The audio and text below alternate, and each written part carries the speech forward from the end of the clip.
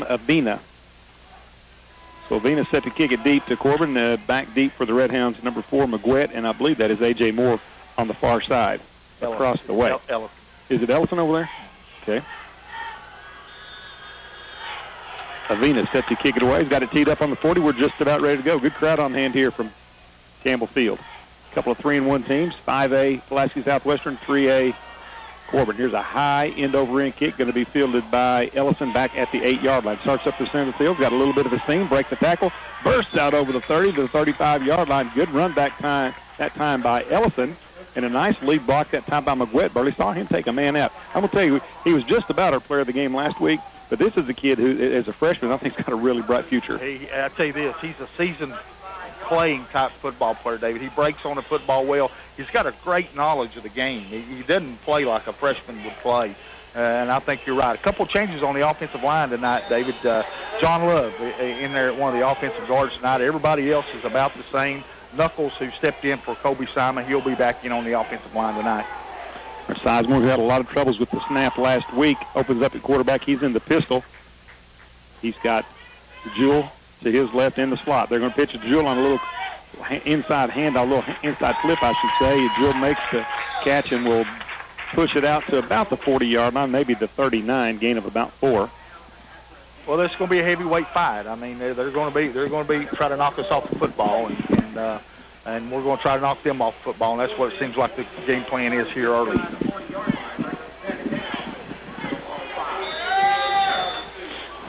I'll tell you the best thing about, well, two good things about the Jackson County game moving to Corbin. We don't have to drive over there for the game, obviously, and they're going to be wearing these red jerseys. That's true. Second down, about 6 for the Redhounds. Just underway. In motion French, they fake it to him. This play is going to be stopped before it gets underway as flags come down from everywhere. Corbin, I think, had 2 guys in motion, maybe. That's what it's going to be. And nullifies a really nice gain on first down, so it'll be second down at about 10 now for the Hounds. Well, here's what we did last week that hurt us, and we can't do. We can't play behind the chains, David. We got to play from the first down marker on. And last week we would get ourselves in 2nd and 15, 2nd and 13, a lot of bad plays. We got to eliminate bad plays, and you know, there was one early in the game. And one thing we haven't mentioned is this is a good football team, also a well-coached team. Burley Larry French, the head man there at Pulaski Southwestern, got a couple of state championships over at Boyle County. So this is a guy that knows his way around the football field. Sizemore in the gun, takes the snap, leaves it off with Jewell, running off left tackle, cuts it up against the grain. Not much room there. Is hit at the line of scrimmage, does squirt free, gets it out near the 40-yard line, a gain of about 5. All of that on second effort from Tucker Jewell. Well, one note here, one early note that I spoke about in pregame. Harley Lambert is in there right tackle now for the Redhounds. Well, he was. He's out now, but he was in there. Third down now, and let's call it 6 for Corbin, a long 5. Ball resting just shy of the 40. 2 wide outs to the right, couple to the left as well. That is the short side of the field over in front of the Corbin bench. Sizemore working out of the shotgun. Here comes French in motion. They're going to fake it to French. Sizemore keeps himself. He's going to have the first down. The big guy breaks a couple tackles, rumbles all the way out to the 50-yard line. Gain of 10 on the play. And Corbin will get a fresh set of downs with the ball just inside the 50 in Pulaski Southwestern territory. Well, they faked a little inside trap to Tucker Jewell that time, and Sizemore did a good job. What he does do, he gets north and south very good. I mean, he's a north-south runner, and he understands that, and that's what he did there to pick up the first down. They're going to mark it. Sizemore down just shy of the 50. It's still a first down, though. All resting just on the Corbin side of the midfield stripe. Jewell and French exchange places. Jewell in the slot now to the right, trips to the right side. French in the backfield with Sizemore. Here's a wide receiver screen. They get it out, and a well-designed play is going to be a gain of about 5 as Moore makes the catch, cuts it up against the grain. He got out to about they're going to say about the 47, so gain of about 4. We'll be a little more effective with that tonight, as we saw right there. Last week that went nowhere, and it's simply because Danville was so quick. They just read that thing and got on us. Pulaski don't have near the quickness that Danville has. I just got a text from my buddy Gus. He said the reason me and Burley don't remember that is because we were in Myrtle Beach and Alan Knox and Gus did the game. Okay. Hey, we picked a good one to miss then, Gus. Hey, I know we've got at least 2 listeners tonight, Mike and Gus. Sizemore working from the shotgun, 2nd down and 6. Gives it to Jewell, left side, lowers his head, pushes the pile forward inside the 45 to about maybe the 43-yard line. Gain of a couple. We'll bring up another 3rd down for the Hounds, this time 3rd and a long 4. Nothing fancy so far, just a lot of inside the tackles running. Also in the game tonight for Corbin, number 78, I think that's Parton, David. It is Jacob Parton, 6'3", 260. So a senior. Corbin playing a lot of different offensive linemen tonight. I don't think Corbin's quite in 4-down territory from here, but if they pick up another 1st down, they will be from this point on, I would think. So this is a big 3rd down here for the Hounds. Jewell to the right of Sizemore, the quarterback keeper again. He just picks his way across the right side, spins free, got to about the 41. He needed to get the 40. Actually, but probably got picked up about half of what he needed. We'll bring up 4th down and 2. So a big decision here for Coach Haddix. You try to punt them down deep into their own territory and turn this thing over to your defense, or do you go for it? Well, it looks like he's leaving the offense out there, so I think we're going to go for it. We got a nice spot, Coach. We're actually less than a yard. It's probably a half a yard to pick up the 1st down here. Yeah, here comes Brock into the game. He's our big back. He's our short yardage back. And I think as the year goes on, you're going to see him get some more carries, too. I tell you what, he looked like a back when he ran that kickoff back the other night. Now, it was nullified by a penalty, if I'm not mistaken. It was. But now he sure looked good with the football in his hands. He's going to be on the back of the eye. Grant Gibson into the game as well. He's on the front of the eye. Sizemore will move up under center. Pulaski Southwestern digs in with about 8 on the front line. They're going to give it off straight up to gut to Gibson. He didn't make it. They tried a little trickeration there with the freshman. He pounds it into the line, lost about a half a yard. I don't think he got it. No, he didn't get it. He had to make the 40-yard line and actually thought he lost some yardage. I got to tell you this. We got stood up over there and smacked on that side. Well, they're going to measure, but I don't think there's much need in this. I don't know. Well, I thought the marker now we're blocked out by the Pulaski Southwestern players, but I'm going to tell you, I think we got to. That little second effort there got us close, but I think we're going to be about an inch short. Yeah, we might. An inch. Pretty good eyes, Coach, from 50 yards, man. Pretty good guess. Pretty good guess. Yeah, it's about 2 chain links. You're exactly right. Well, that just shows you how physical Pulaski Southwest was, because now they stood us up and smacked us right in the mouth. Well, and again, we had our Rhino package in there. Tried a little trickery there, Coach. I don't know that Dylan Brock would have gotten it either. There's just a massive humanity up in there. And so the Hounds will turn it over on downs. 1st down and 10 for Southwestern. Just over the 40-yard line. They got a nice quarterback. They're going to, 2 nice quarterbacks, actually. Excuse me, Brandon Pruitt and Mason Reese. They will alternate possessions. I'll tell you an injury I left out tonight. Cody Evans won't play tonight, David. He's got a sprung ankle as well. Well, that's problematic again. Looks like Reese is going to get the start. They give it off right side to Patrick Edwards, trying to get around the right side. Little scat back's got some room. He's going to be pulled down on a horse collar, I believe, or a hold maybe. It could have been a hold. I don't think that was a horse collar. If that's a horse collar, that's a terrible call because he pulled him down by the shoulder, but flags come down in the backfield. It's on Pulaski Southwest. It's a hold, I think. Help me with the quarterback. Is it 16, Burley, or is it number 7? I believe it's 16. Okay, that's who they said was going to get the start, Brandon Pruitt. Well, it is 7. It is 7. Okay, Mason Reese will be the quarterback then. So a little bit of a lineup change for them. I do know that Patrick Edwards has remained back here. Well, something happened because he took every snap with the first-team offense. Because I always try to look to see who's doing that. So right. I don't know what's going on. He's moving around on the sideline down here, so we need to keep an eye on that situation.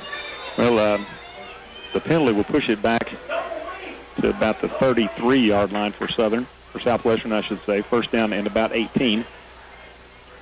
And off straight up the gut, that's Edwards again. He's hit and spun down at the line of scrimmage after a short gainer. Maybe 3. We'll get it out to the 35-yard line. Will be 2nd and long for Pulaski Southwestern. 6:44 to go in the opening period. No score as of yet. Both offenses look very similar here to their opening drives. Both of them trying to do about the same thing.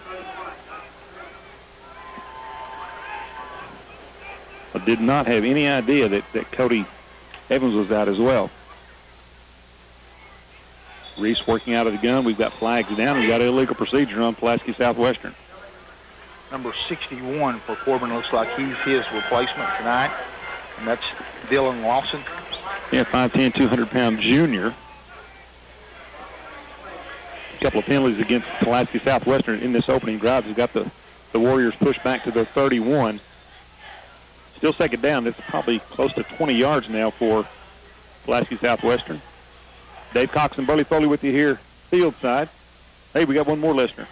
I'm going to turn my phone off here because it's about to run the bedroom, but my daughter-in-law, Laura, says she's listening too. She must not have anything to do on a Friday night. Bless her heart. We appreciate it. Handoff right side to Edwards. He plows his way over the 34 out near the 35-yard line. Gain of about 4 will bring up third and a very long 15 now for Pulaski Southwestern. Well, let's give you a little bit about an idea of what Pulaski does offensively. There they are, second and 15. They've not tried to throw it yet. They're third and long here, and I'm not so sure they will now. They may. Mason Reese is the quarterback. He's going to work out of the shotgun. Edwards to his right, 2 wide outs to the left, 2 to the right. Reese sets up, chased out of the pocket. He's going to be hit. Hammers across the middle. He's got his man. Will not be enough for the first down as he completed that pass out there to number 9, I believe, Lanham. Looks like they're going to punt it away. Yeah, he's going to be short by about 4 yards. Good throw across the middle there. And the PA announcer across the way stumbled it. That's not number 9, Lanham. It's number 8 for Pulaski Southwestern. No idea who that is because he's not on the roster. But now we've got their coaches up behind us. We'll try to track that down. The young man made a nice catch. Back deep is A.J. Moore this time. He's standing about the 15. The punter should be number 3, Trevor Brock, excuse me. Snaps a good one. They're gonna fake it. Start around the right side, trying to pick up the first down. Will not get it. Will not get it. It was number 11, actually, J.P. Vaught. And he's going to be hit and drop down about 3 yards shy of the first down.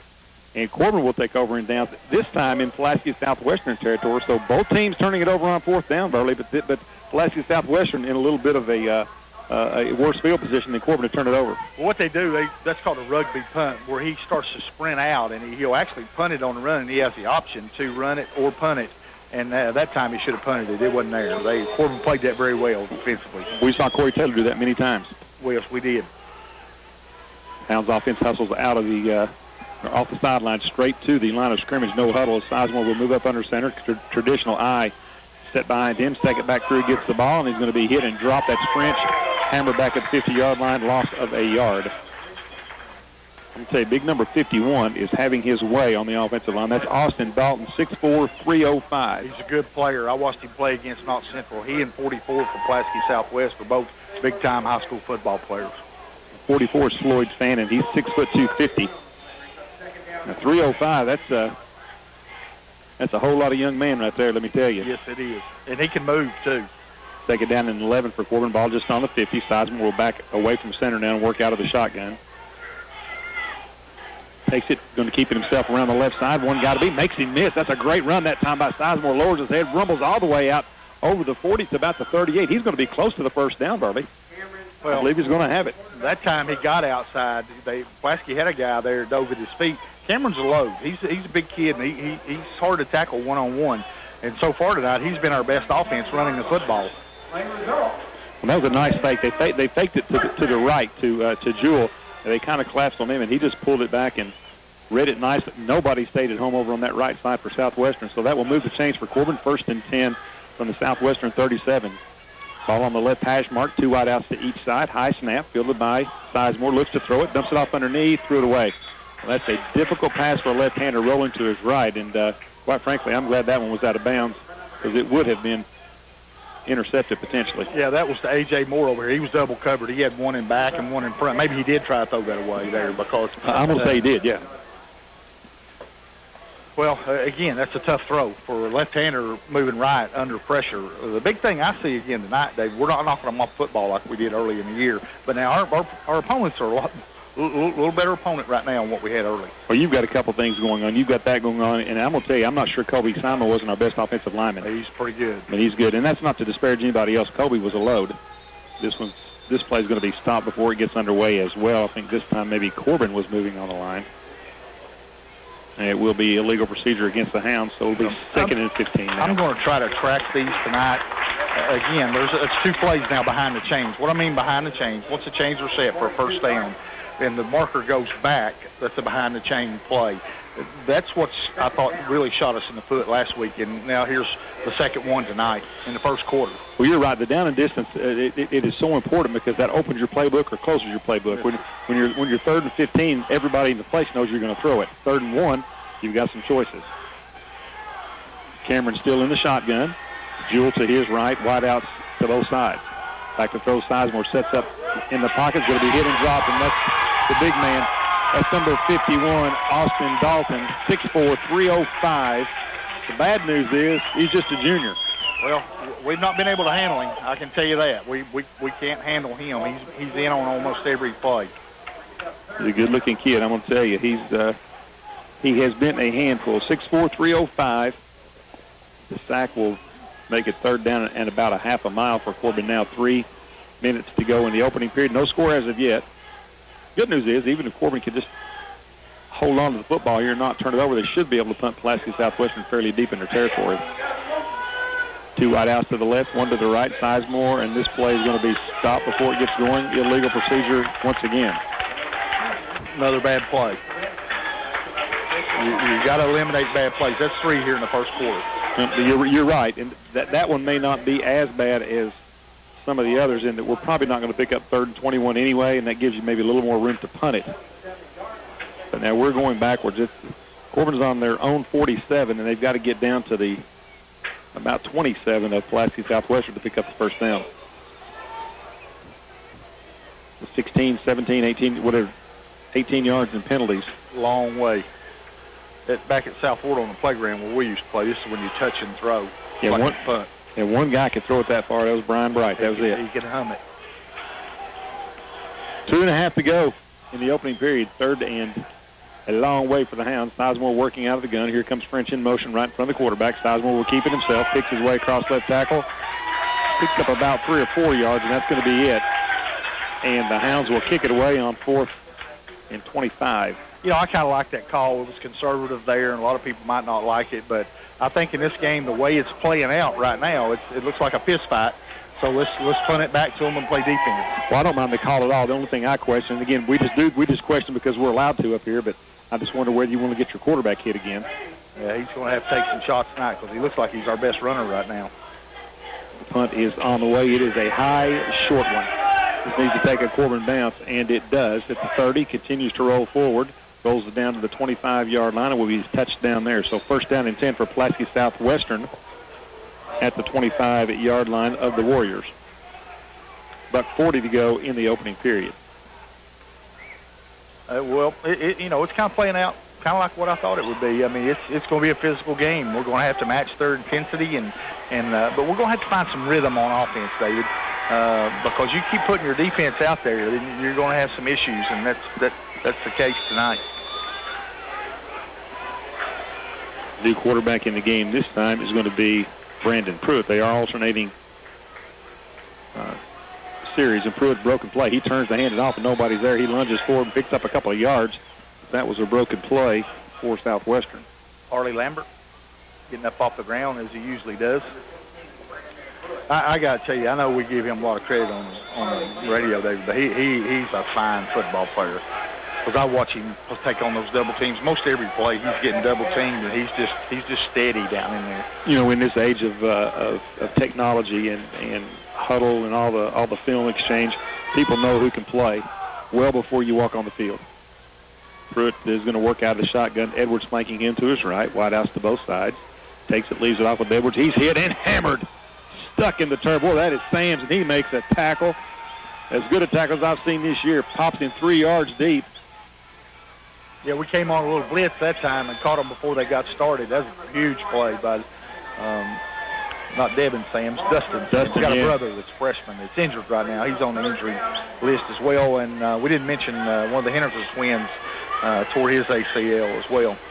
3rd down and 9 now. The Redhound defense needs to get off the field, and they can secure a pretty good field position. Back to throw is Pruitt. Fires up the right side. Got a man out there. Nearly intercepted. Knocked away out there. Good defense by the Hounds. Looked like that may have been 13. Was that Ellison? Yeah, that was good defense right there. He's pretty steady there. He got beat once last week. Got out jumped on a jump ball, but he's a nice defensive back. Hey, just a junior too, Burley. Yeah. Probably the fastest kid on our team here, French one. Really? Yeah. Yeah, he and French both are I would assume now, just watching them play, that that's our two quickest kids. Vaught to kick it away for Pulaski Southwestern, who hit it from about his own 15. Moore for the Redhound standing back at his 35. Low snap. It is a low kick. Moore's going to let it bounce and get away from it. It takes a Pulaski Southwestern bounce and will roll down to the 40-yard line, and that's where the Warriors will touch it down. Redhounds take over first down and 10 with 12 seconds remaining in the opening period. We're still tied at 0. A lot of good football on your radio tomorrow, Coach. 7:30 kickoff for the Wildcats and the Gators. I really, and again, we've had a lot of momentum, I think, at times in Kentucky football the last 3 or 4 years, times when you think things are going to turn the corner. I think tomorrow is a true turn-the-corner kind of game for Kentucky. I think it is. I think it is. Redhound football, Sizemore working out of the shotgun.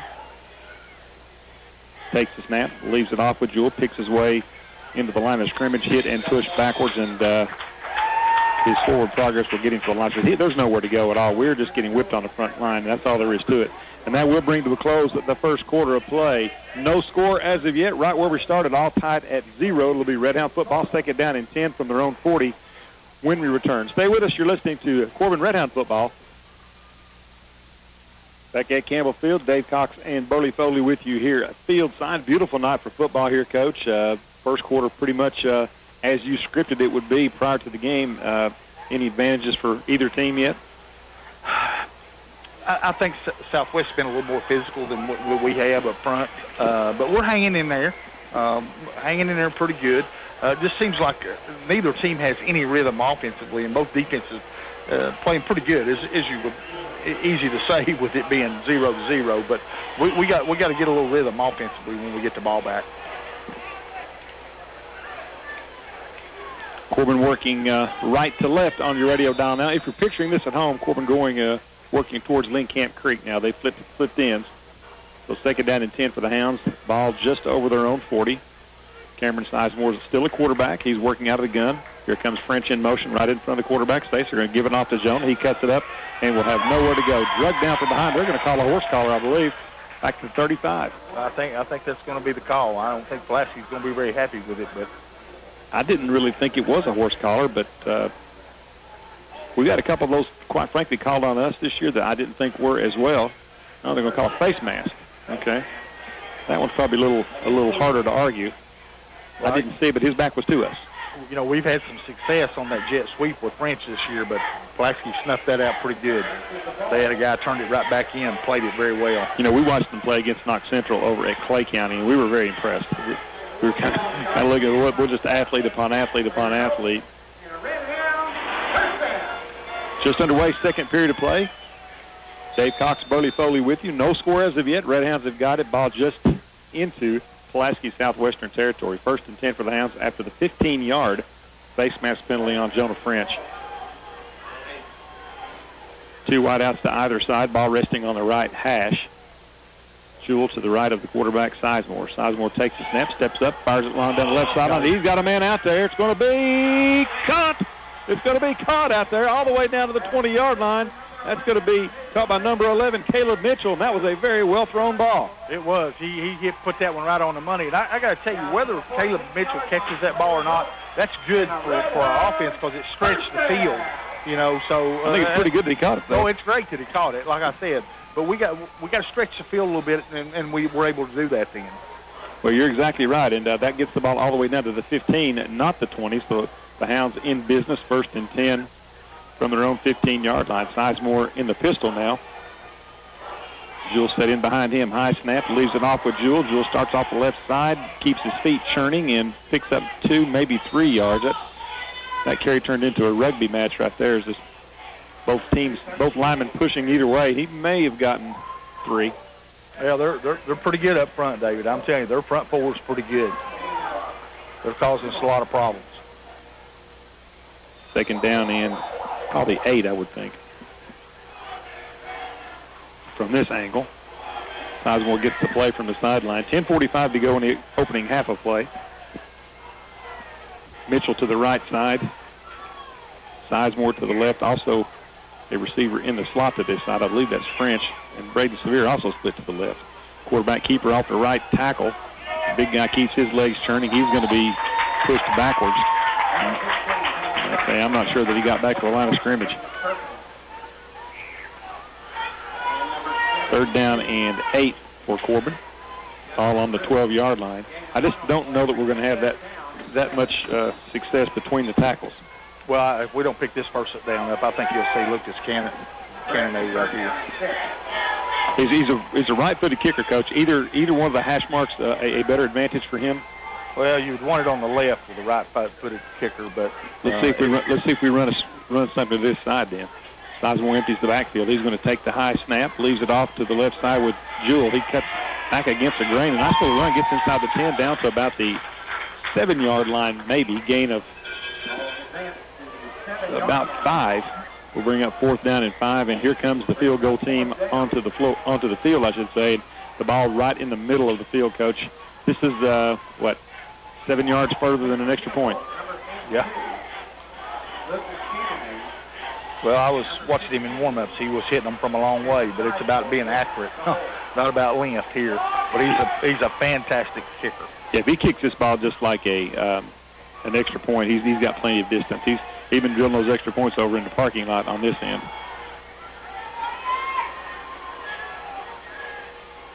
The snap's a good one. Kick on the way. It is definitely long enough, and it is right down the middle. Cannon, what a weapon.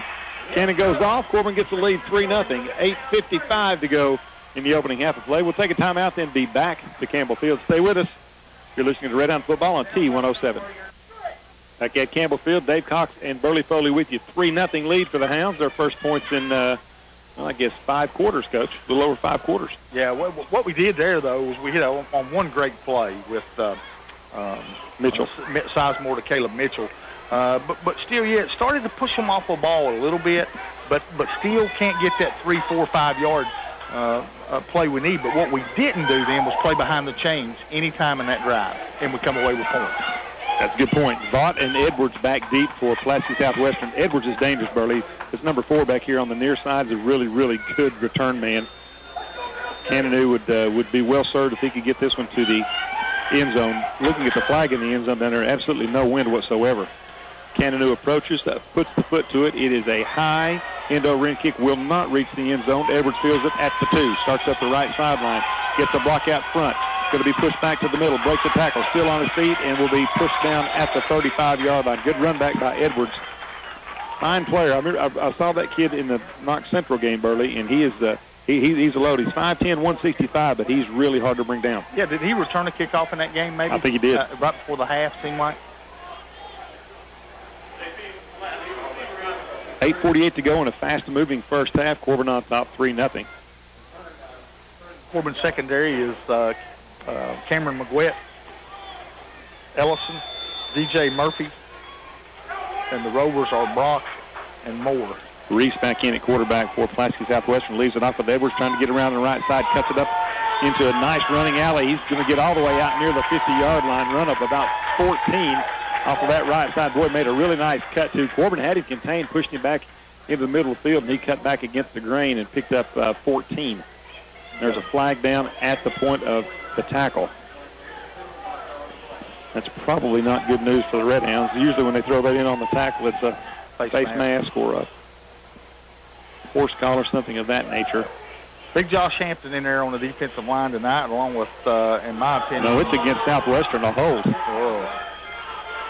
Harley Lambert also, Caleb Parker in there. Cody Evans not playing tonight. Cody's been very good for the Redhounds this year. Jacob Moore. You know what I wouldn't want? I'm sorry, Coach, I didn't mean to interrupt you. You know what I wouldn't want to be? I would not want to be the official that's assigned to play the sideline by the visiting team. Never. He gets an earful. I've done a little bit of that myself over the years. Ooh, that's a bad thing. Now he's got to run over here and explain to the coach what it was. You know, I bet you what he's saying is, man, I didn't throw it. That's what I've been saying. I mean, I've heard of people that like throwing people out of the game and then they let them come back in. And, yeah, I had a friend did that once. Well, it's still going to be 1st and 10 because the hold occurred at 10 yards down the field. So this is kind of a do-over. Reese back to throw. This time steps up, fires long down the right sideline. He's got a man out there. He misses it. Run off of his fingertips. Well thrown ball. He got behind the Corbin defensive back. That's Vaught back there. The ball thrown just a touch behind him, Coach, but he was there. Hey, we were beat. I mean, we were definitely beat. And it took us by surprise because they've not thrown the ball down the field, and all of a sudden they come out here on first down. I thought it was a great call by Pulaski Southwest. Well, Reese is the quarterback in now. They're alternating. This is Mason Reese, number 7. Brandon Pruitt, the quarterback who worked the last series. Taken down in 10 now. You got to find Edwards. This is the kid that makes them go. Back to throws Reese again. They got the blitz on. They're trying to set up the screen. He's going to be caught. Then Corbin misses a tackle right up the middle of the field, wide open. They've got to run it, breaking down the right sideline. He may take it all the way. He's at the 30, 20, 10. No flags on the play. Touchdown, Pulaski Southwestern. Number 4, Patrick Edwards, Coach. And I tell you what, that's the kid you got to find. I mean, it's easy for us to stay up here, but if Pulaski Southwestern beats you, he's going to have a big hand in it. Well, we played it perfect. We were there, made the hit, didn't make the tackle. So, that's not coaching. That's not alignment. That's simply just we didn't tackle the guy with the ball. We got to get him on the ground. Yeah, he's a good player, and he's, again, just 165 pounds, but he is a handful. William Avina in to attempt at the extra point. It looks like they got the kicker in there. They're going to line up their line all the way up to the left and bring them back in motion to the right. Now, never really understood why people do that. The holder is Brandon Pruitt, the other quarterback. Snaps a good one. Kick on the way. This one looks good, and it is. Pulaski Southwestern answers Corbin's field goal with a touchdown of their own, 7-3. Southwestern on top, still 8:15 to go in the opening half of play. We'll take a timeout, then be back to Campbell Field. Stay with us. You're listening to Redhound Football on T107. Avina set to kick it away. Back deep for Corbin. Like it's Lucas Ellison and Cameron McGuett. Avina approaches. Puts the foot to the ball. It's a low line drive kick. It's going to be fielded cleanly by Ellison at the 5-yard line. Starts up to the center of the field. Got a little bit of an alleyway. Cuts back against the grain. He's going to be hit and pulled down from behind, but not before getting out to the 30-yard line. I'll tell you what he was, Coach. He was one cut right there from taking that thing a long way. Yeah, I felt like he had a little left-hand cut here that he didn't see, but sometimes when you got 11 guys trying to knock your head off, things are hard to see. Well, it's easy to see up here because, we're high above the fray. Right. I think that's why they let the coaches sit up here sometimes. That's exactly right. Well, Corbin's got to answer back here with a good drive. They don't necessarily have to score to compete in this game, but they got to come back right here and find some rhythm on offense and move football. 7-3 lead for Southwestern. 8:07 to go in the first period of play. Severe wide to the left side, as is A.J. Moore. Jewell in the backfield with Sizemore, the quarterback. Sizemore set in front of Jewell into pistol formation, wide out to the right side as well. Back to throw. They got a wide receiver screen set up out there, incomplete. Boys, luck goes. We had it blocked then, too. We really did. Braden Severe had a good block right here. We catch that thing. We got an inside cut there for some yardage. Yeah, that ball was well underthrown. I'm not sure if it was tipped at the line of scrimmage or just slipped out of Cameron's hand. So being a left-handed quarterback throwing to that left side, he just drops that back foot and steps that way. It's really a pretty quick throw for him. Yeah. Take it down in 10 for Corbin. Clock stopped at 8:05 to go in the first half of play. 3-1 Pulaski Southwestern, 3-1 Corbin Redhounds. The officials are going to stop action here for a moment. Looks like Corbin wants to talk things over, so a Redhound timeout will be called. We'll break as well. 7-3 lead for Southwestern. We'll be right back. Stay with us.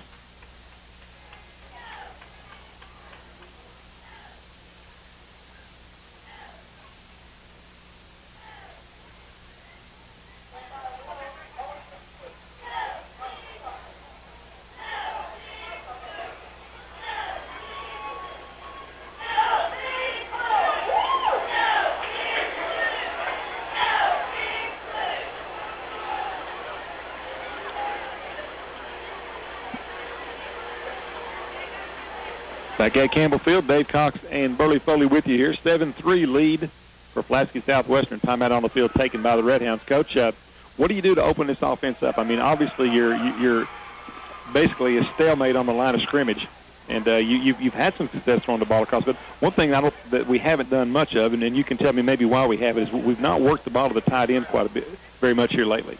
Well, one, your timing has to be good to throw the football out of the shotgun. and you have to have time to throw it.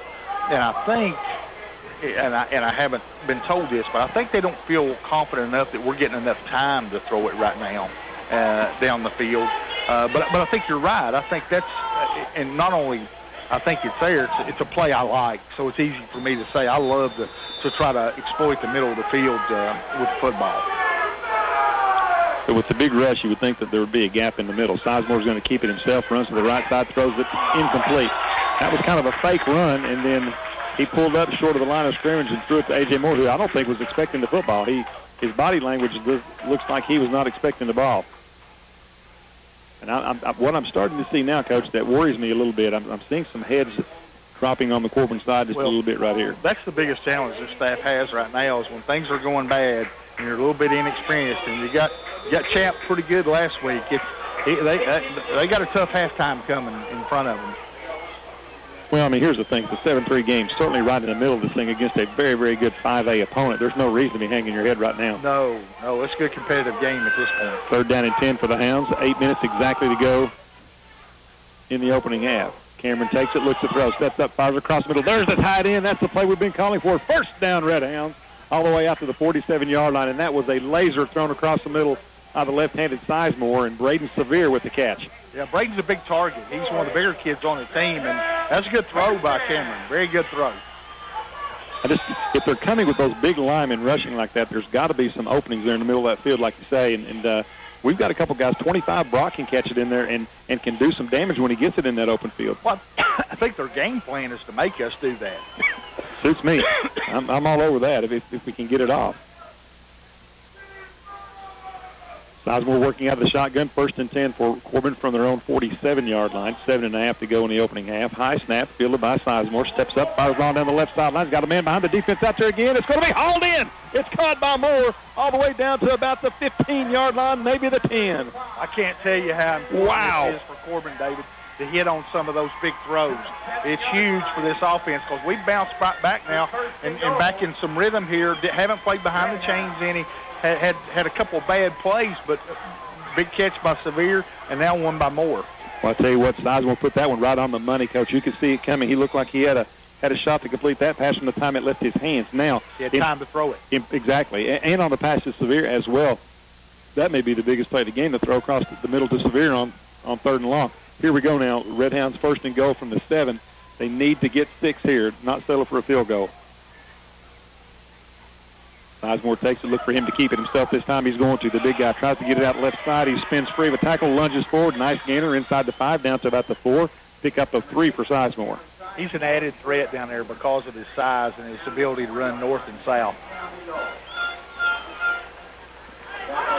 We're going to place the ball down. I'm trying to see where it's spotted. It's inside the 5. They're going to call it the 4 on the board, so 2nd down and goal from the 4. Let me ask you this before we get down to it, Coach. If you get down about that 2-yard line, 1-yard line, do you go for it on 4th down here with 6.5 to go in the half? I mean, I know what I would do. I don't know what they do. I would try to grab the momentum back. Hopefully they can punch it in here before that, but we'll see what happens.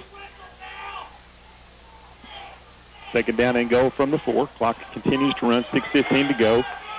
Sizemore in the pistol, backs in an eye behind him. Now they shift out, one on either side of the quarterback. Sizemore back to throw. Ball fakes, rolling left. He's in some trouble.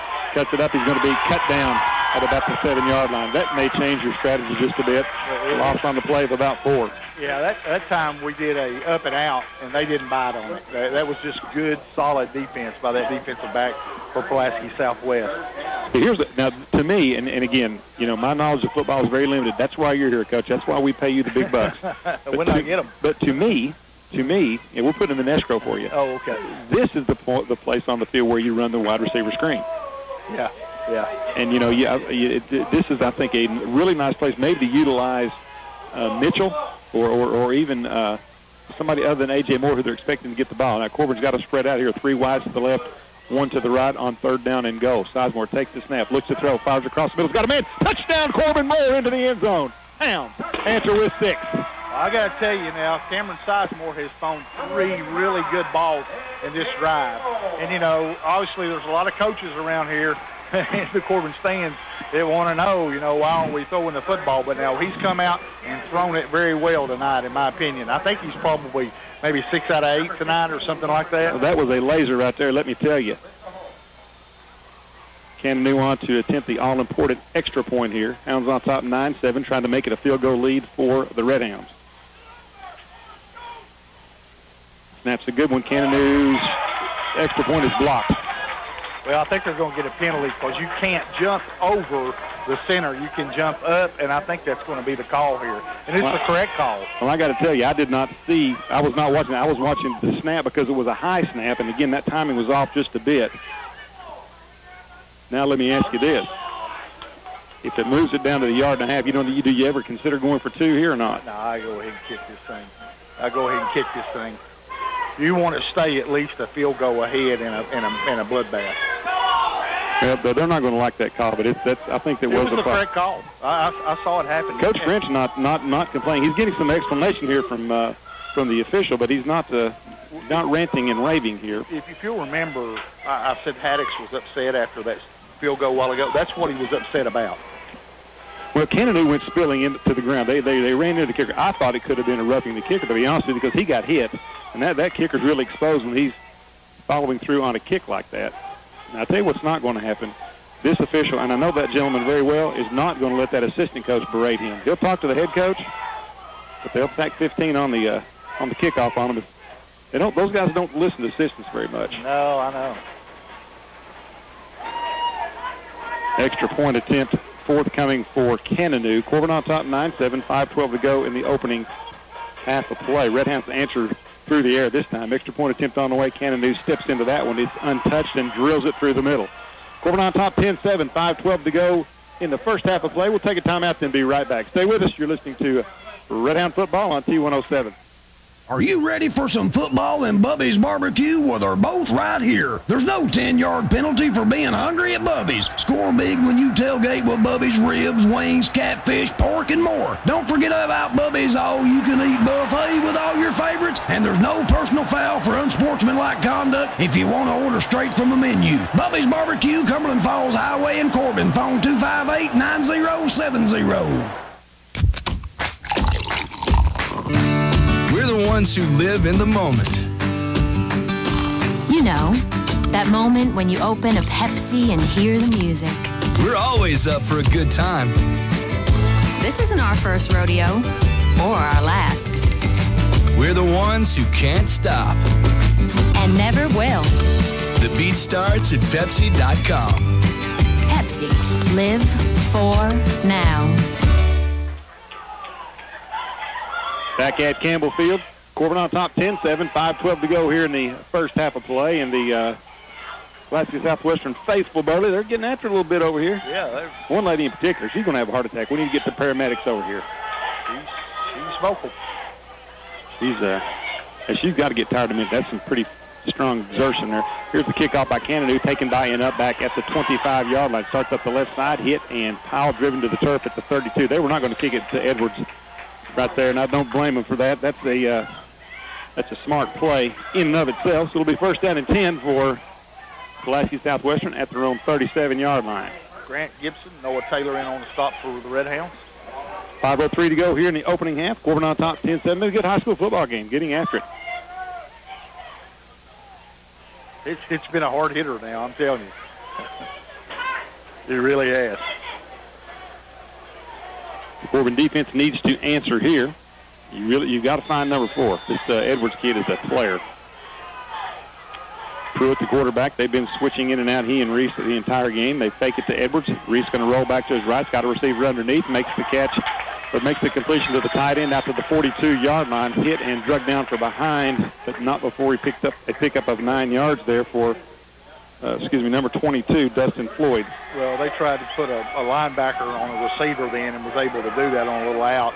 We made the tackle, but that play could cause us some problems should they go back to it. Second down and about a yard for Southwestern, maybe a yard and a half. One thing I've noticed is that both of these quarterbacks can throw the football. Pruitt under center now, wide outs to both sides. Back in behind him is Gower. They're going to give to Gower, not to Edwards, right up the gut. Probably picks up the first down as he slams into the line, taken down right at the 45-yard line. believe he got a first. Fresh set of downs for the Warriors. 4:15 to go in the first half of play. Corbin on top 10-7. I tell you, I like that kid. He is a nice football player. Edwards is hard-nosed kid. Got some speed. No, not a lot of size. He's not a real. He's listed at 169. That honestly looks a little bigger than that to me, but he's a good-looking back. Just a junior as well. Now we've got a little problem with the chains over there. They get them straightened out.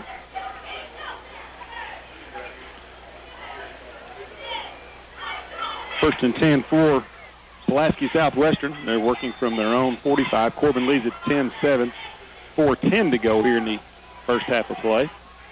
Dave Cox and Burley Foley with you. Two wide out to the left, one to the right. The short side of the field. Pruitt's the quarterback, flanked on either side by running backs. Hand off to Gover underneath. He's going to be hit and drugged down after a gain of about 3. That's a good play by Harley Lambert right there. From the backside. But they faked it to Edwards, Burley. And much like Tucker Jewell for Corbin, he draws a lot of attention. And Gover had some room to run, and Harley not pulled him down from behind. Clock beginning to become a little bit of a factor here, Coach, at 3:40 now. All just over the 47-yard line of Pulaski Southwestern.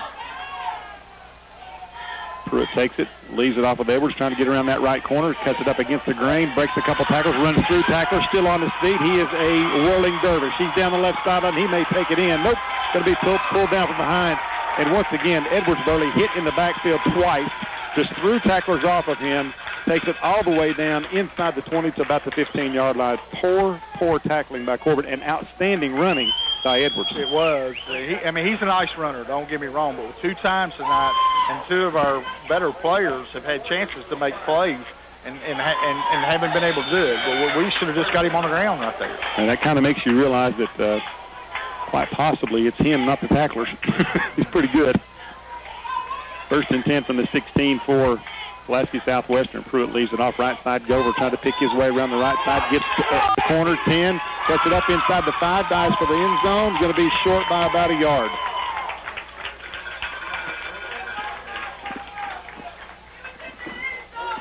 Southwestern not having any trouble getting on the ends, Coach, and both times he got outside. They have. Got a new player coming into the game now. We'll probably get some idea who might be responsible. First down and goal for Southwestern.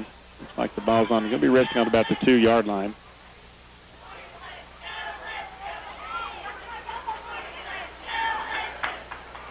Pruitt's going to stay in the shotgun. Backs to either side of him. Edwards to his right.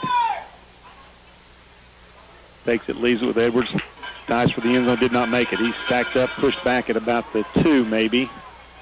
Justin Davis comes out there with the football and says that's a Corbin recovery, but he was clearly down. Pretty good defense right there. Had her nose on the ground, got underneath the offensive lineman and clogged it up. First down and, or excuse me, second down and go from about the 2. Again, the quarterback, Pruitt's going to stay in the shotgun. Takes it, leaves it off of Edwards. Trying to get around the left side. He dives for the end zone. I think he's short again. Nope, touchdown. He got in that time. Touchdown, Pulaski Southwestern. The Warriors retake the lead. They answer Corbin's quick touchdown with a quick score of their own. 13-10 lead now for the Warriors. Well, both offenses in the second quarter found a little rhythm, found some things they could do. It's just this could turn into who's got the ball last. Well, pretty good run that time again by Edwards that set that whole thing up. 2 big plays by him. Corbin unable to tackle him on at least 35-yard gain and a 50-yard gain earlier in the game. Got a guest coming up at halftime, Mobile Mutts, Burley. This is a Humane Society kind of a organization, takes in rescued animals, gets them back, nurses them back to health, and finds homes for them. They'll be up here at halftime to talk to us a little bit about what they do. Extra point attempt by Avina is boomed through, and that will extend the lead 14-10. Pulaski Southwestern 2:18 still yet to go here in the opening half of play. We'll pause for a timeout, then be back to Campbell Field. Stay with us. You're listening to back at Campbell Field. Dave Cox, Burley Foley with you. Avina set to kick it away for Pulaski Southwestern's got it teed up at the 40. McGuett back deep along with, not sure if that's Ellison or Moore. It's going to be a short pooch kick. Will be fielded by the Corbin up back, and then he's hit and hammered down for 30-yard. I'm not sure who that was there that let it fall and right over their head, but that's dangerous. That was a live football there, and very alertly the Corbin up back comes up and fields the thing on the bounce, Burley, and takes a pretty good hit but holds on to the ball. Yeah, I was hoping we pick that thing up. We got 10 more yards. I'm thinking it might have been Aaron Money that came in there and fielded the football. That was a nice play if that was him. But whoever made the catch was a good job. And Corbin will get it back 1st and 10 at their own 30-yard line. Trailing 14-10, 2:15 to go in the opening half. I'd like to remind everybody to stick around for our Tri-County Sporting Goods Froyo Frozen Yogurt halftime show. We got a special guest up here with us in the press box from Mobile Mutts, Animal Rescue organization, who tells us a little bit about what they do. Sizemore takes the snap, tries to get around the left side, will not get in. Then there's a late flag as he's hit late. Yeah. Late hit. Well, and he led with his helmet as well. I don't think there's any problems there. However,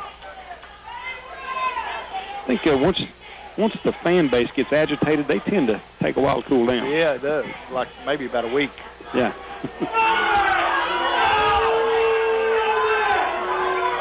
Well, again, this official over here on the sideline running with in front of the Pulaski Southwestern coaching staff and players, he's the guy that made that call. And let me tell you something. You don't make that call if you don't see it. Not where he's positioned at. But it wasn't a big call. It's only 5-yarder. I thought that would have been a 15-yard.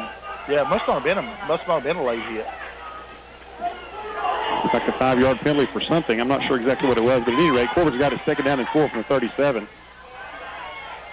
Sizemore takes it, leaves it off right side with Tucker Jewell, hit and wrestled down immediately. Well, he has had some really tough sledding in between the tackles for this big front of Pulaski Southwestern, Burley. Yeah, we didn't lay a hand on 44 then. He come unblocked. And Floyd saying you got to block in 6 feet 250 and can move, Burley. 2nd down and 3. We need to pick up this 1st down. Minute 34 to go. Jewell's got it again. Starts off the right side. He's going to be strung out to the sideline and hammered down.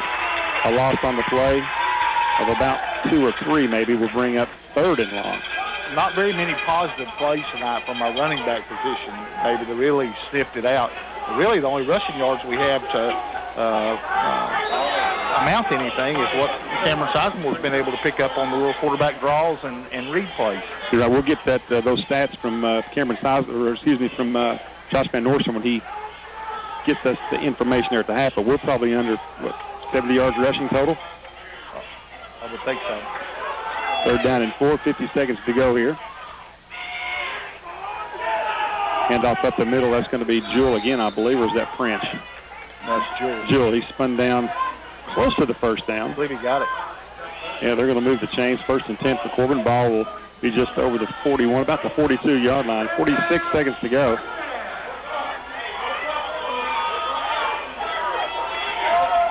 Cameron takes the snap and looks to throw. Big guy steps up in the pocket. He's going to run it himself, trying to get around the right side, and does for a few yards. Pickup of about 6 or 7, but it's probably not enough time on the clock to pick this, to get down there in field goal range at 5 or 6 yards a pop. A timeout taken by Corbin, 31 seconds to go. I'd like to see us take one shot down the field here because Canada, he's capable of hitting this thing from a long way. Well, we've got 2 timeouts left, I believe, Coach. You can work the middle of the field here with a couple of timeouts. I wouldn't mind seeing that tight end throw again and maybe get it down there and then take a shot at the end zone to give Canada a crack at a long one. You're right. Corbin trails 14-10, 31 seconds to go here in the first half of play. First quarter flew by, and the second quarter has lagged just a bit. Been a good game, though. Hard fought. Both teams fighting hard. Nothing wrong with effort on either team tonight. Well, I do like the intensity Corbin has shown here tonight. Oh, except for just a couple plays there when they first got behind. They fought back hard since then, though. They really played like a confident football team. Cameron Sizemore leads them back out onto the field after the timeout. 14-10. Hounds trailing Pulaski Southwest. It's Redhound football. 2nd down and about 6. Working from their own about the 46-yard line. 3 wide outs to the right, 1 to the left, tight end to the right side as well. Sizemore takes it, Follows the snap, picks it up. Here comes the rush. He's in trouble, going to go down. And he will go down hard. All the way back at the 35. That takes field goal off the table, I believe. And that I don't know. I was watching the snap. I wasn't sure. It looked to me like it was in the vicinity anyway. I thought that should have been handled. I thought Cameron may have taken his eye off of it just a little bit there. But you know, you think about it, you field 50, 60 of those snaps a game. And that's as Corbin's going to let it go ahead and run out. Pulaski Southwestern will agree, and that'll bring to a close the first half of play. 14-10. Pulaski Southwestern on top at the break. We'll take a timeout, then we'll be back to Campbell Field. Stick around. The mobile mutts. I'll tell you what happens is that the shelter takes them in, gets them healthy, and then they ship those animals out to foster homes, even as far away as Minnesota. And that's what Vicki Crook does. She takes and delivers them out there. But an amazing, elaborate plan there to take care of these animals, and I certainly appreciate people that have a heart for that. Yeah, no doubt about it. All right, we're ready to go here. Hounds kicking off to Pulaski Southwestern to start the second half. Cananu approaches, got it teed up on the 40, steps into it. High end over end kick. This one's going to make the end zone and bound through the back of the end zone as Vaught looks to hit about 5 yards deep and first down and 10 from the 20 for Southwestern. Hey, not only bad field position, David, I want to compliment on him. He is number 82 now. He did switch from 84. Not many high school kids in all over the state tonight can do that, what he just did. Very few. You're right. That's such a weapon, especially when they're sitting back there with Patrick Edwards, one of the best return men in southeastern Kentucky. Right. Just, on the fly. Waiting on the ball, yeah. Not many can do it on the fly. I think a big defensive stand here, Coach, to start the third quarter for the Hounds if they can get off the field here. First and 10 from the 20. Looks like Reese is going to start at quarterback, and he will hand it off to Edwards, trying to get around the right side, cuts it up against the grain, a big gainer, 12 yards straight up the gut. And tell you what, he's a handful, and we're just getting blocked at the point of contact right there. And he's getting through the initial wave, and then the first person to him is our defensive backs. Again, our linebacker play's got to get there. We got to get there. We're standing and waiting on that thing. When it starts at you, you start at it, and we're really a little bit hesitant to do that. Yeah, nobody's on the outside. Yeah, nobody's blowing that play up. And they're letting the blockers get into their blocks, and he's good enough. It doesn't take much of a block. Hand off to Gover. He's going to try the left side. No room there. He's stacked up right at the line of scrimmage. Maybe gained a yard.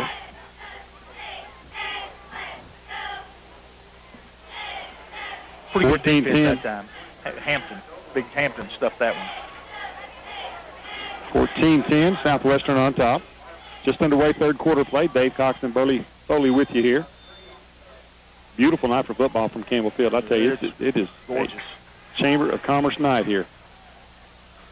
Reese takes it, leaves it with Gover again. He's going to try the left side. Once again, he's hit and stacked up after a short gain. Got out over the 40 to the 41, actually. Picked up a little more yardage than I thought. We'll bring up third down and short. A couple of yards for Southwestern. Well, it's a nice play by a freshman. Grant Gibson got up in there and put his nose up in there then. Yeah, that's a pretty good play by a freshman. I can tell you that. Yeah, he's got a lot of courage, doesn't he? He does. He doesn't mind to put his nose in the pile. Well, he's going to have to right now because third down and 2, you got to believe that Edwards is going to get his hands on the football. Reese is the quarterback, working out of the shotgun. Takes it, pitch out, left side Edwards. He turns it up against the green. He's got the first down and more. Just continues to shed tacklers. He just throws tacklers off of him, Burley. Just takes, with his offhand, he just takes people and throws them off of him. He's 165 pounds, and he's throwing people off of him like he's King Kong into Corbin territory. He's got some little quick feet, too, that makes it a little bit slippery, and then when he does have contact, you're right. He has some good power, obviously. He must be a very strong kid. Yeah, he's got a really good stiff arm. Let me tell you, he just sheds tacklers as well as any running back I've seen in a long time. Nosed it against Knox Central, and he's certainly having a great game here tonight. First and 10 from the Corbin 47. Back to throws. Reese trying to set the screen up again. This time they get it underneath to Edwards. He's in the open field.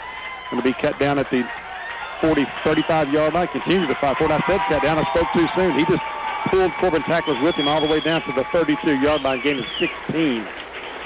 Well, it's a battle of physicality right now, and I got to tell you, they're winning that battle. They're a little more physical than we are. Now, here's the worst news tonight if you're a Corbin if you're an opponent of Southwestern, Patrick Edwards is a sophomore. Ouch. He's well over 100 yards total offense tonight. And, of course, he just about had that on 2 plays. He has been a thorn in Corbin's side all night long. Reese takes the snap to give it to Edwards again. Right tackle, he's into the secondary. Lowers his head, runs over a Corbin player, and Sams drags him down all the way to the 20-yard line. That's just a good, hard, solid run.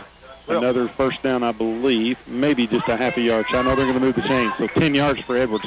I don't want to start coaching, Dave, but I got to tell you, we can't sit and wait on this kid. We're sitting there moving our feet, waiting for him to get to the second level. Once we see him, we got to get up in that hole and come get him before he gets started, because once he gets started, he's hard to handle. Reese takes it this time, rolls to his left, looks to throw, got a man underneath, pass is complete. Makes the Corbin tackle miss. He runs into his own man at the 20. Flags come down from everywhere. We got the ball. And I believe Corbin ended up with the football somehow. The ball was fumbled and picked up over there by a Corbin player. But now let's sort out the flags. Cameron McGuick came out of there with the ball. Whether it was after the player was down or not, I don't know. It happened on the far side of the field, so kind of difficult for us to see. It looks like they're changing teams, so Corbin's going to get the football here, Coach. That's a huge break for us, because they had found the juice and was taking that thing north and south.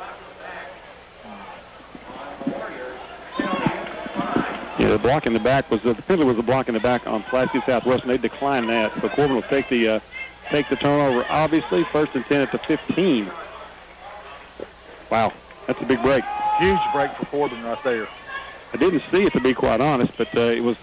I saw the flow of humanity start the other way. Yeah, over in that dark corner, wasn't it? Yeah, well, and we're on the visitor side, so that happened right in front of the home bench over there on about the 20. At any rate, Corbin football. Sizemore takes it, leaves it off, trying to get around the left side. French, he's got some speed, needs one block to get the corner, and he does. Cuts it up at the 25. There's a flag, and Corbin will be whistled for a hold this time. And I believe they're going to get I think it's on our receiver. The wide receiver on this end. You're exactly right. Now it's going to be one of those deals where it's still going to be first down, and it's going to be like 1st and 8, because they're going to take 10 yards from there, but he gained 12. Right? I think so. I think they'll move it back 10 yards. It'll be still be first down, but it's going to be 1st down and 8. That's right. It's 1st and 8. Well, not playing behind the chains, so that's good. Yeah. That's one of those penalties that everybody's okay with, really, a little bit. Didn't really hurt anything. Hey, if that hold occurs in the backfield, you're 1st and 20. Yeah. I guess the moral of that story is if you're going to hold downfield. A good run by French, though, as he got on that corner really for the first time tonight. Corbin working from their own 19. 8:45 to go in the third quarter of play. Jewell to Sizemore's left. He's going to take the handoff, tries to get out the side. He's hit and dropped. All the way back at the 14-yard line. Lost the 5 on the play. Now we're playing behind the chains. Yeah, their linebackers are playing downhill, David. and that's not scheming or crowding the box.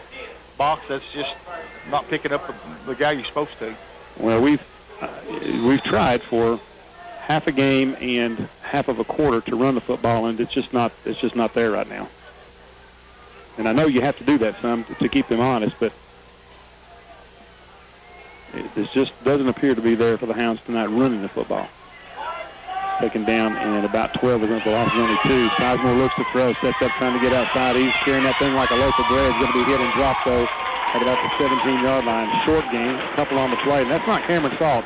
Nobody open downfield. That's a coverage sack, so to speak, right there, but that will bring up 3rd down and long for the Hounds. I tell you what, he took a pretty good lick, but he gave one then, too, didn't he? You got a Pulaski Southwestern player down over there on the sideline. Yeah, he lowered his shoulder, and that was a vicious collision over there. Sizemore, he'll be sore in the morning, I can tell you that. Yeah, he's taking some shots tonight. I can't see the number of the Pulaski Southwestern kid, but he is moving around, so that's a good sign. Absolutely. On to Mayfield next week, Dave, a traditional foe. So they get your dander up, don't they? Yeah, it does. Been some real battles with those guys, and They're fine football program.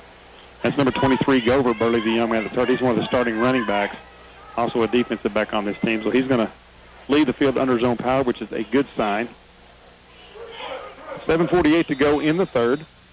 The score right where it was at the half, 14-10 in favor of Pulaski Southwestern. Redhound football, third down and about 9, working from their own 17. Very dangerous territory here for the Hounds.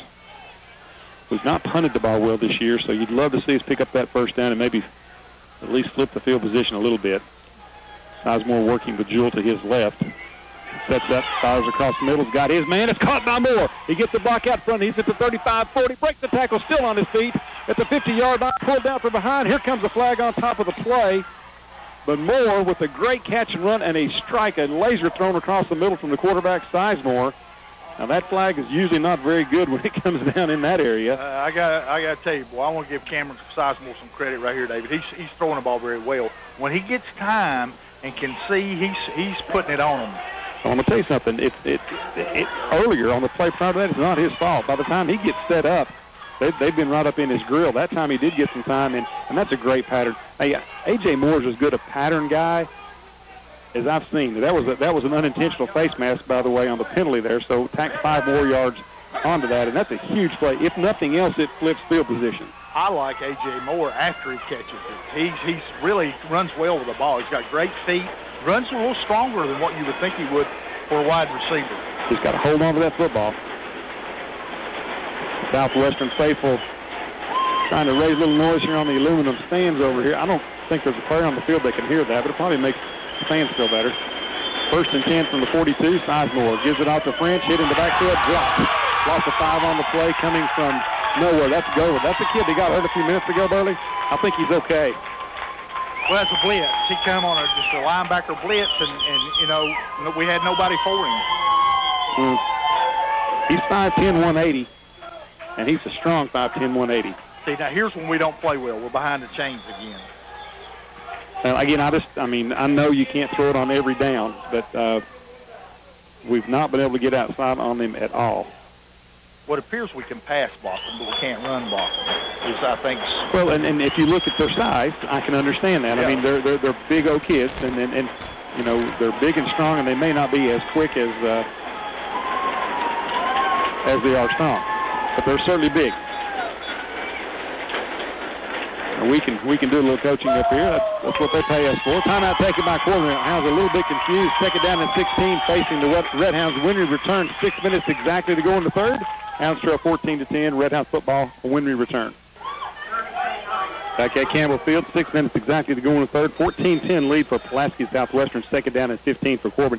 I'd like to remind all the listeners that the Jackson County game, which will not be next week, but the week after, was scheduled to be at Jackson County on Friday night of that week, has been moved to Thursday night, and has also been moved to Corbin rather than Jackson County. So if you show up in Jackson County on Friday night, not only have you missed the game, you're at the wrong place. You got double vote. Yeah. Second down and 16 for the Hounds. Sizemore will work out of the shotgun. Jewell to his left. Here comes French in motion. Now they send him back to the right side, and Sizemore rolls to his left to throw. Dumps it off underneath. Got a man out there. Caught by Moore.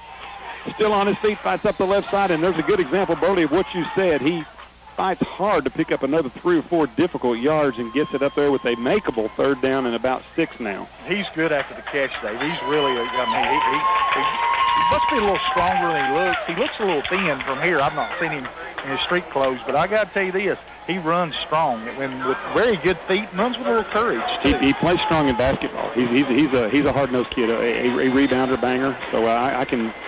He doesn't mind mixing it up in football either. Third down and 6. I don't know that we're in 4-down territory here, Burley, unless we pick up 3 or 4 yards. We got to pick up the blitz here is what we're going to do. They're going to blitz on this play because that's what they've been doing. How about the middle screen to Jewell? 2 wide outs to the left, so that's the short side of the field, 2 to the right. Jewell flanking Sizemore to his left. Cameron with the long count, pulled him offside. Flags come everywhere. We hadn't done that all year long, and Larry French is irate. What a great... Now we're in 4-down territory. Coach French is irate. He's not upset with the officials. He is wearing somebody out on that left side of the line. And here's the thing. He pulled 2 of them. It wasn't just 1. That's what he's known for, David. Larry French is known for fundamentals and solid football, and that's why he's so upset about that. No, he's a legend in this state as far as a high school football coach. He's a fantastic coach. And I don't think he and Coach Haddox have forged a pretty good relationship. They seem to get along really well. I look for this rivalry to continue. I think this is the second year of the 2-year contract. No, I'm sorry. They played in the bowl last year, didn't they? This is the first year of the 2-year contract. We'll go over there next year.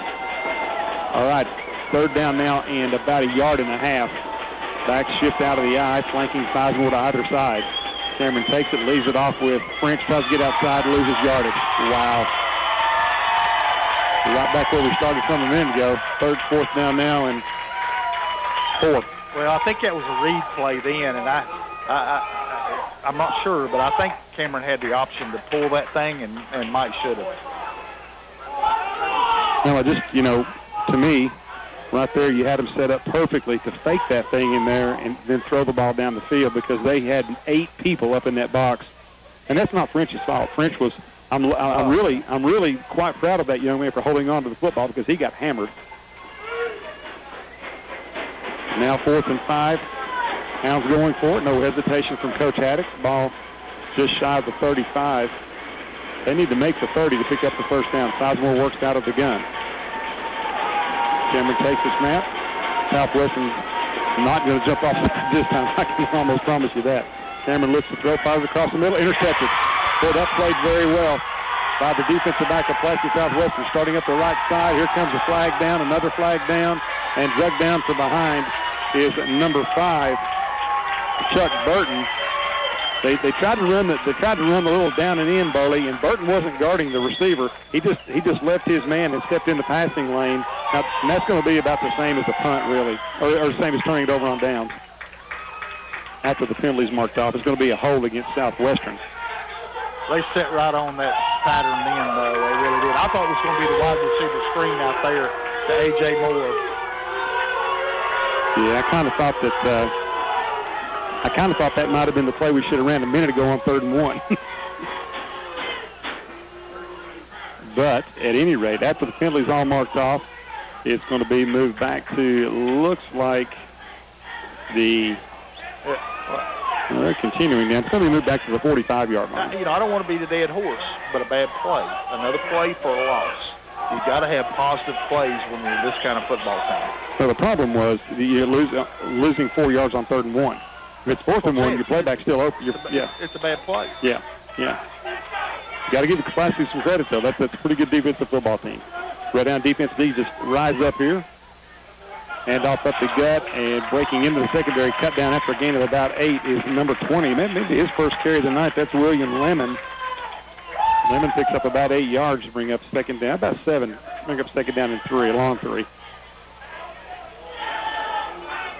Well, you got to have positive plays, and we didn't have those. And again, no fault of the call or the coach or whatever, but things happen. When it's 4th and 1, you can't, or 3rd and 1, you can't take a loss. Yeah, we're just playing devil's advocate up here. It's easy to call the play after it doesn't work. I mean, certainly we're not questioning any of the coaches, but it's just a little disheartening. Here's a handoff up the middle. Big Josh Hampton wraps up Lemon again. A gain of about 1 yard on the play. We'll bring up a big 3rd down here for the Corbin defense.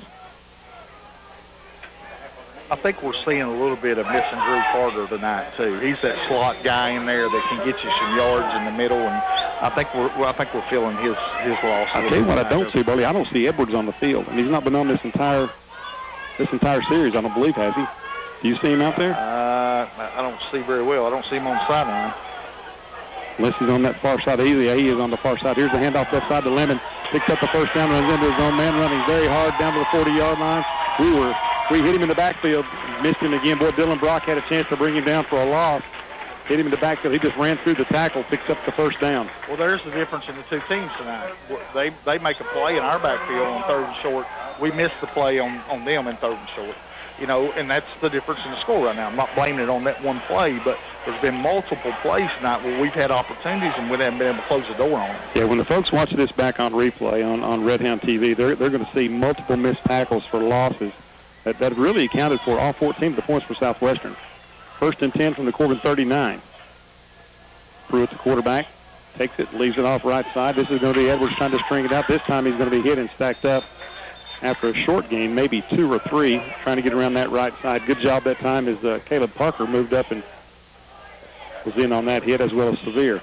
Something I saw that was impressive on him, not only is he a good player on the field, he must be a good player off the field. He's one of the 4 Governor Scholars. Yeah, and wow. 2 of those 4 Governor Scholars, Burley, were football players. Were football players. Yeah, Reedy, the other one, and then the Russ Toller, and I don't know the young lady's name, but I will find that out and share that with you. Back to throw is Pruitt rolling to his left. Sets up, got all kinds of time, lobs it out, incomplete. Falling down the receiver at about the 25-yard line. Good sportsmanship out there as Brock helps Gover back up to his feet. We'll bring up 3rd down and 8. Boy, it would be monumentally huge here if Corbin could get off the field right here. Maybe 4-down territory, though, Burley, for Southwestern. Oh, I think it is. I'm a little surprised they ran it there. I thought they might sell out for the run there, 2 running plays. That's why I announce, and that's why they coach. That's right. Hey, we have never missed a call up here. Get them all right. Or a play. Pruitt takes the snap, and we've got movement on the line. Flags down. The illegal procedure is going to be 3rd and 13 here. Now, I do think that has been a point of emphasis. A point of emphasis this year. We've seen that time and time again on both sides. Corbin's had some of those as well. It must be, because there's been a lot of them called this year. You know, a lot of times you hear about it in basketball. A point of emphasis this year is going to be the block charge. It's going to be the the reach in or the hand on the waist. In football, maybe that's what they're talking about here this year. But we've seen a lot of illegal procedures. 3rd down and about 12, long 12.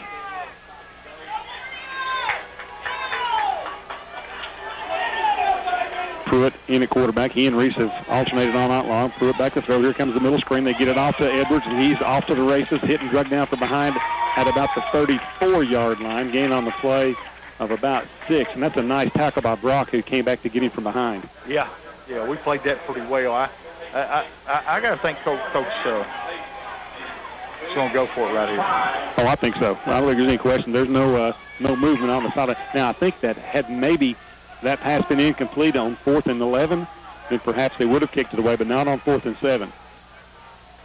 Or 4th and 6, whatever it is. Big play for the Redhound defense. Biggest play of the game. 4th down here. This is the biggest play of the game. Pruitt, the quarterback, rolling to his right. Looks to throw. Sets up. Fires across the middle. It's going to be incomplete. Threw it underneath his receiver. Had a man out there. J.P. Vaught was open, but Caleb Parker forced him to get rid of it a bit earlier than he wanted to, Burley, as he was right up in the grill there of Brandon Pruitt. Hounds hold again. They bend, but they don't break. They get the football back. Hey, let's give them a little credit here. That's pretty good defensive stand right there. They had their back against the wall there, had a couple bad plays, but here they are right back with the ball and a chance to go ahead in the game. Burley, 2 big plays in that defensive series by Caleb Parker. Absolutely. He comes up to makes a nice stop on a running play, gets Edwards on the ground, and then he blitzes the quarterback there. Neither one of those really going to show up in the stat book very, very much, but those were 2 big plays. Corbin still trails by 4, 14-10. About 27 to go in the 3rd. Sizemore with backs flanking him to either side. Cameron takes it, fakes it, going to keep it himself. He's wrestled almost to the ground, then spins free and gets back to the line of scrimmage, and that's it. That play turned into a rugby play, and Sizemore was a little slow getting up. We can't block them up front. We just can't block them. I think you made a really good point. We block them better in the passing game than we do the running game. Personally, I think it's easier to pass block. I do. I think when you're overmatched, you've got a better chance of pass blocking somebody than you do run blocking them. Well, I still would like to see us use that middle field just a little bit here. And again, we're just playing along with the coach here. But hopefully, we're right in this thing. Hopefully, Corbin can 6A school. Yeah, with an inexperienced football team. That needs to be said. That's right. Maybe Corbin can pick up a couple first downs here and flip the field position. 42 seconds, 41 seconds, down to 40 now in the 3rd. 14-10.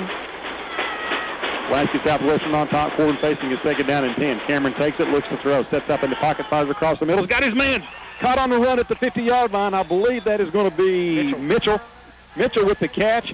First down, Corbin, down into Southwestern territory at the 47. Now, that's a great pattern, Brody. That time they run A.J. Moore long down the right sideline. He takes 2 guys with him.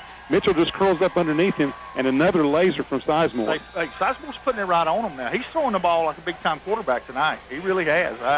He threw an interception here and a pick, but let me tell you something. if you're under a little distress and you throw it enough, you're going to throw a pick here and there. Peyton Manning threw one early last night, and you seen what he did. Yeah, he won the game, but it wasn't Peyton. Peyton didn't win the game. The Chiefs gave it to him. What a break. Hand off left side. Jules got it. This time a little bit of running room. Tucker bursts into the secondary, spins free all the way down to the 40. Now, that's a pretty good surge that time by the left side of that offensive line. And it's going to bring up a second down and about 3, maybe 4, and that will bring to a close the third quarter. 3 are in the books, 14-10, right where we started at the half. Pulaski Southwestern by 4, but the Redhounds are driving when we return. Stick around.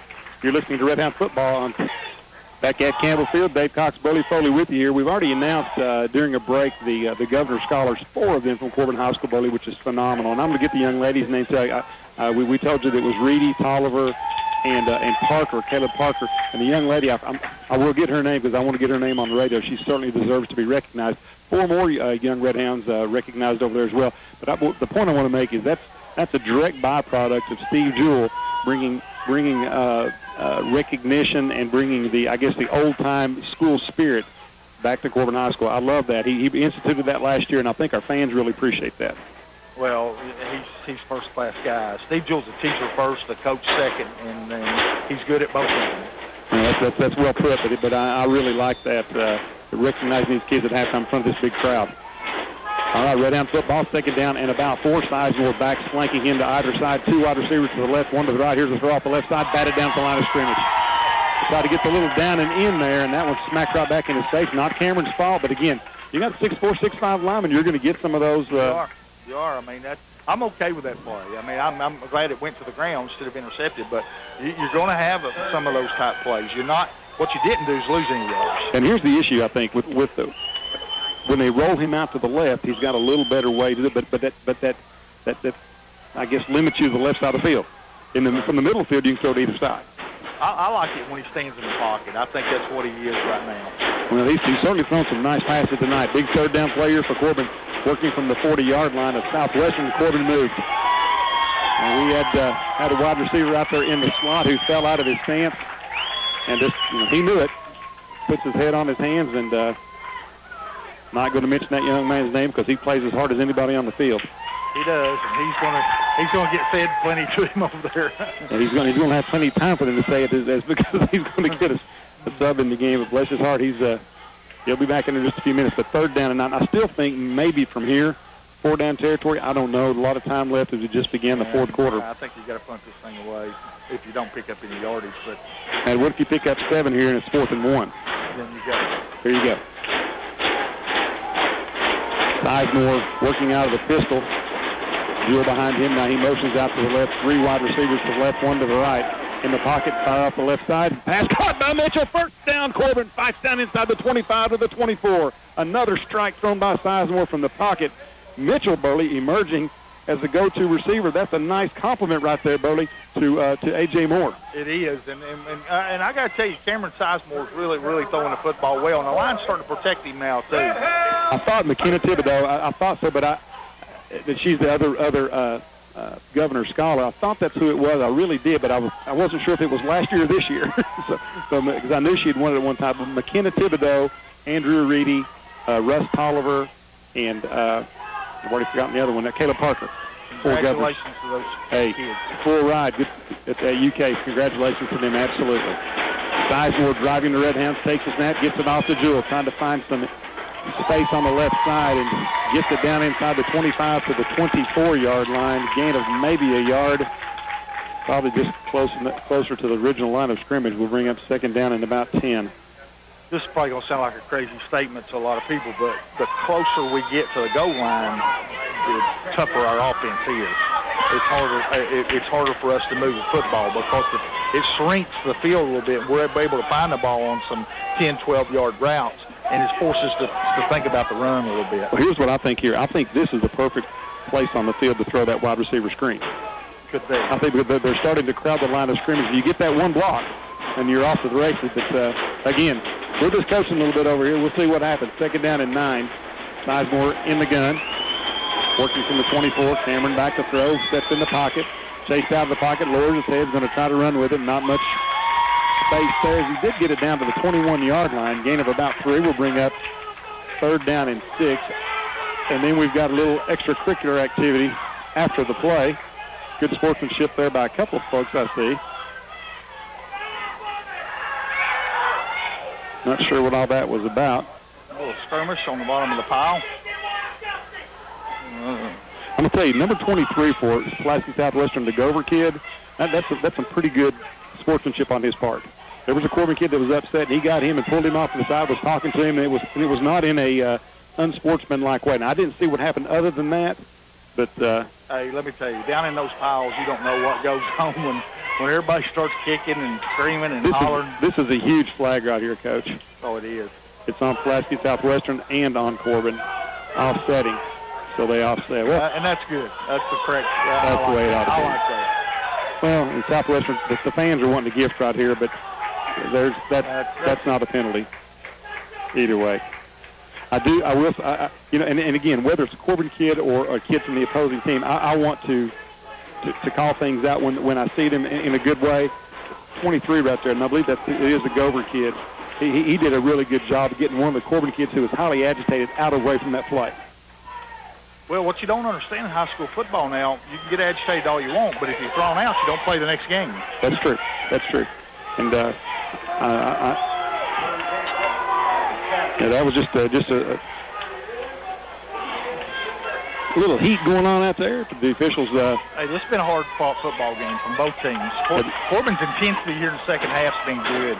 3rd down and 7 for the Hounds. I think it's closer to 3rd and 8 from the 23 of Pulaski Southwestern. 9:50 to go in the game. Redhound's probably in 4-down territory. Sizemore in the gun, looks to throw, sets up in the pocket. He's chased it around. He's going to try to get outside the corner. They're after him. He's going to tuck it in, gets up the left sideline. Huge collision over there. We've got flags that come down on top of the play. I'm going to guess that Corbin's holding over there. Then another flag comes down after the fact.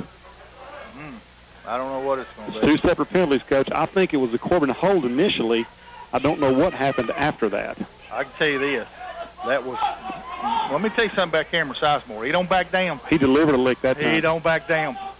No, he delivered a lick right there. I'm going to tell you, that was a... Hey, listen, I'm impressed. That's not what a typical quarterback does. Well, he picked up about 5 yards down that left sideline. Let me tell you something. He popped right back up, and he's walking the sidelines right now. Tougher than a pine knot. Yeah. The officials are going to sort this one out, and of course, both teams hoping for the best here. This could be offsetting again, Coach. And I tell you, if you're Corbin, you hope that it is, because it's going to bring up 4th down, and I think about 3, maybe 2. They're chatting it over. Wow, what a hard-hitting game. I'll tell you something that's come out of this game. No matter what happens in the end, Corbin has come out here physically in this second half and matched their intensity somewhat, and that's why it's right where it started at halftime. Well, I've got to give you credit, Coach. You said this was going to be a hard-hitting game, and you also said it was going to be a game that Corbin matched up better in than the Danville game. I think Pulaski Southwestern's better than Danville. I do, too. But the issue is face mask Pulaski Southwestern, personal foul against Corbin, offsetting penalties. So no harm and no foul. Now, here's the thing, and Corbin's played much better tonight, but it is the thing in matches. We talk about matchups in basketball all the time, but Corbin is not back down from a team that is much more experienced, and I think it's bigger and stronger. Oh, there's no question about it. Now they're marching Corbin back, so evidently it was not offsetting penalties unless they're going to march the other one forward. I don't know why they would do that. Well, there was 2 penalties, so it's going to move it back to the original line of scrimmage. Maybe the face mask was only a 5-yard penalty. Could be. I don't know. I don't know how they could have face masked Sizemore, because I'm going to tell you, he lowered the boom. I mean, lowered the boom. One of those penalties, Burley, was a dead ball penalty. So the personal foul was a dead ball. Larry French don't like it. There goes his hat. He turns and slings his hat into the bench. I don't know why he wouldn't like it.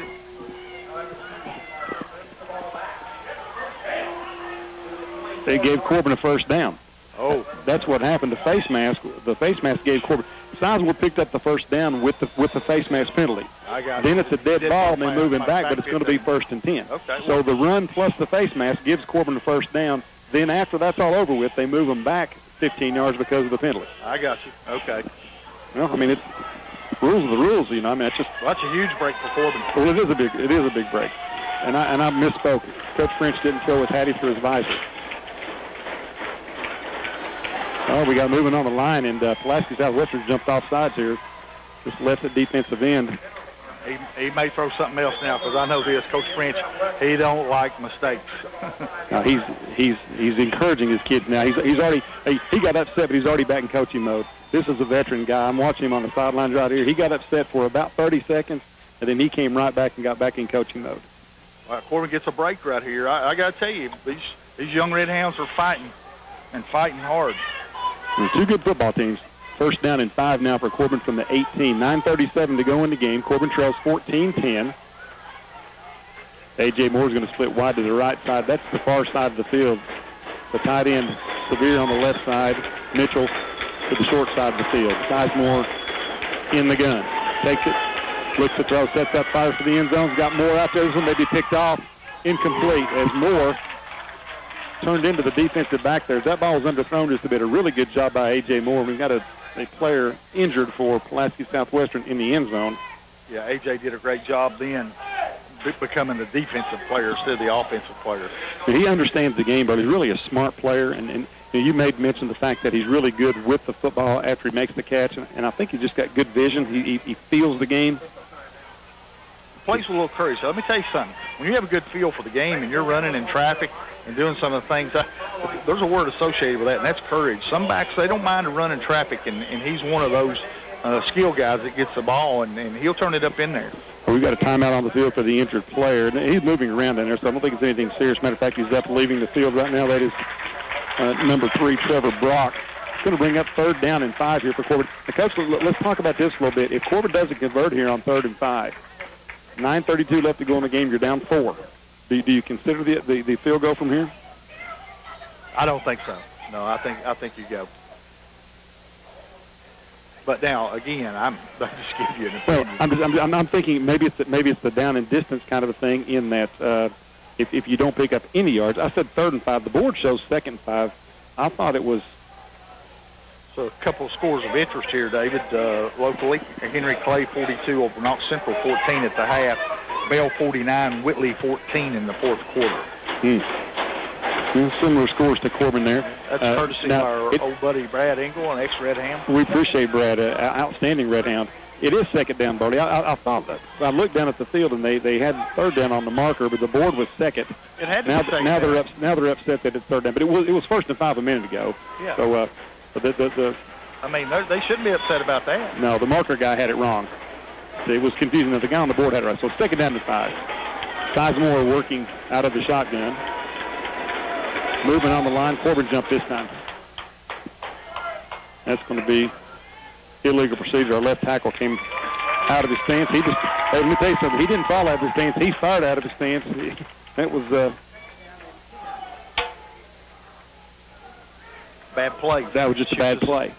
Bad play shoots you in the foot. Let me tell you what else that does. When I talk about bad plays, I'm not talking about the call. I'm talking about mistakes you make on those plays. Oh, yeah, it's a good call. And here's the thing. That 5 yards could very well take you out of field goal position. That makes it a 40-yard field goal. It seems like it's taken 30 minutes to run these 2 plays down here, doesn't it? Well, a lot of stuff going on. I'm going to say this about the officials tonight. They've done a heck of a job keeping this game under control. They have. They really have. Sizemore works out of the shotgun. He's been there most of the night. Cameron takes it. He's going to run it himself. Starts up the left side, trying to get around the corner. He's going to be tripped up from behind. He was chased down from behind by that big defensive lineman there that the linebacker who was blitzing from the weak side. A great defensive play, and that will bring up 3rd down and 10. It needed a positive gain right there to make it more realistic here for 4 downs. Well, 3rd and 10, and again, I think you're in 4 down territory from here. But now Canada's got the leg to kick a 40-yarder without question. So as the clock winds down, it gets closer to that 8.5-minute mark. You don't know if 3's really going to help you at this point. They'd love to get the ball in A.J. Moore's hands in open field. Maybe the tight end from here as well. Sevier on the right side in the tight end position. Cameron back to throw, fires across the middle. He's got A.J. Moore, makes the catch, makes 1 guy miss, makes 2 guy misses, then pulled down from behind. He's going to be short of the 15-yard line, but that makes it a makeable 4th down and about 3, maybe 4 for Corbin. That's a great run by Moore, and a really good throw, Burley, by Sizemore. He's been right on the money tonight. He's been right on the money. Tell you what, I would not want to play touch football with him because you give that cat time, he can throw it in there. He's strong. I mean, that ball's got some velocity on it when it's going. Well, here's the game right here. 7:50 to go in the contest. Clock still running, and it's 4th down and about a long, I'm going to say it's a long 3 there, Coach. Here comes the Rhino package. Well, have we ever thrown it out of the Rhino package is my question. I don't think we're going to run it. The board's got 4th and 2. We need 3 yards to get the first down. It looks 3 from here. And that's well and good. Makes you feel good it says 4th and 2, but it's 3. Brock on the back of the eye. Let's look for that tight end to lay across the middle maybe. Sizemore underneath. They fake it to Brock. Sizemore running to his left, looking, throws underneath. He's got his man. He's going to have the first down. A nice catch over there. I can't see who caught that, but they're celebrating over in that corner. He picked up the first down. It's down to the 10-yard line. Braden Severe. Well, we were hoping for the tight end out of that set, Buddy. They were packed in there, and Sizemore rolling to his left took a good shot when he let it go. First down, Redhound. 1st and goal from the 10 here. Clock continues to wind down. That's a well-designed play. Yeah, because it come out of the Rhino package, which is our short yardage run package, where we bring Brock in and bring Harley Lambert in, but they just snuck Sizemore out to the left that time, and Severe just did a quick up and out for the first down. That's a great call by Coach Haddix right there.